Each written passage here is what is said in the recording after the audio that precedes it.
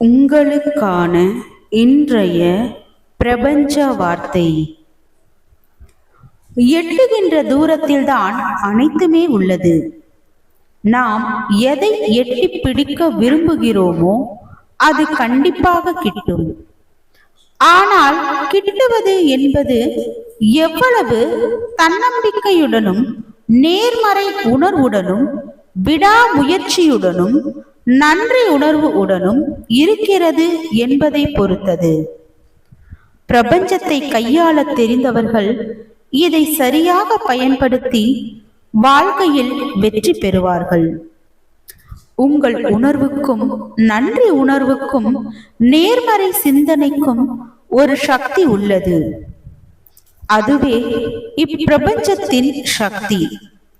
அது சரியாக கையாளுங்கள், வாழ்க்கையில் வெற்றி பெறுங்கள்.